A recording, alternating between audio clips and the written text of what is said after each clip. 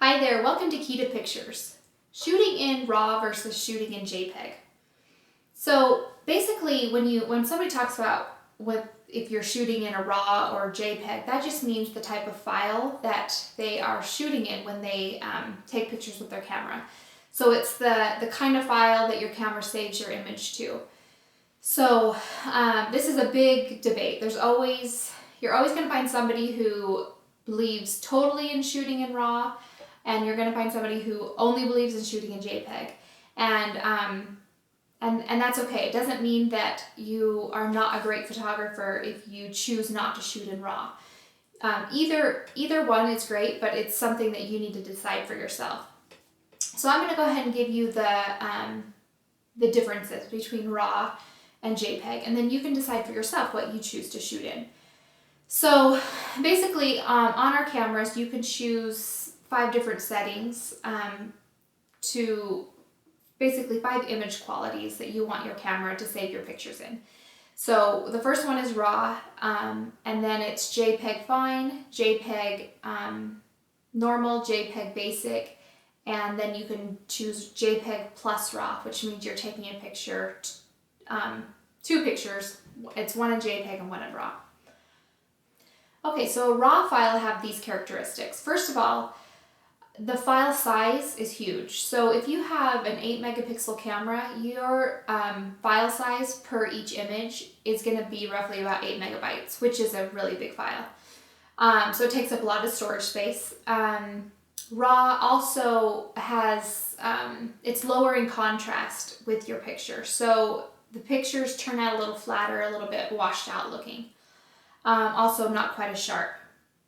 So, which means that because your image is flat, dull, not very sharp, you have to process it. You have to edit it, every single picture that you take in RAW.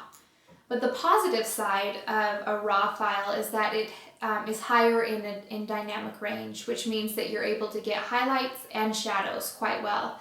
And you have a lot more information embedded in your file, so that if you need to do any type of editing, or say you have a part of your subject that's overexposed, you're able to bring back some of those highlights and some of those things, details and that sort of thing, whereas a JPEG, you don't have all that information stored in that file. So that's the main benefit of a RAW file, is that you're able to have a file with a lot of information in it so that you can really manipulate it in the editing process if needs be. Okay, so a JPEG. First of all, a JPEG is a lot smaller as far as the file size goes. If you have an 8 megapixel camera, then the size of the images are going to be about a 1 to 2 megabyte per image, which is small, which is kind of manageable. A JPEG is a lot higher in contrast, so you're not getting those kind of cloudy, washed out looking pictures, and it's sharper. But then the downside is that you're not getting that big dynamic range that the RAW file captures. So you're capturing most of the information with a JPEG, but just not as much as a RAW file captures. But then also with a JPEG, you don't have to process it. You don't have to edit it once you download your pictures to your computer. So basically, it all comes down to what your preference is.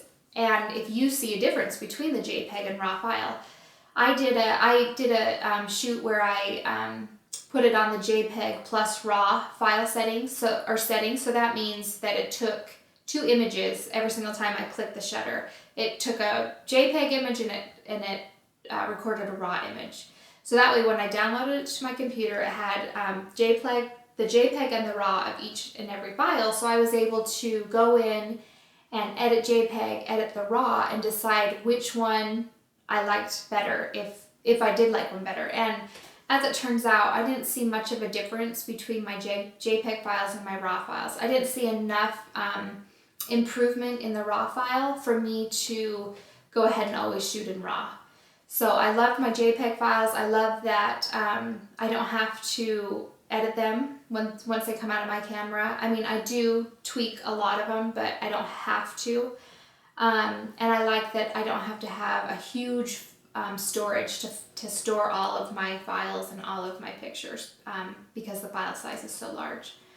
And just remember, if you do shoot in RAW, then your editing software has to be able to process RAW images. So that means you need Photoshop or Lightroom or something like that. Not all of the editing softwares do process RAW, so you have to make sure that you have the correct software to actually process that.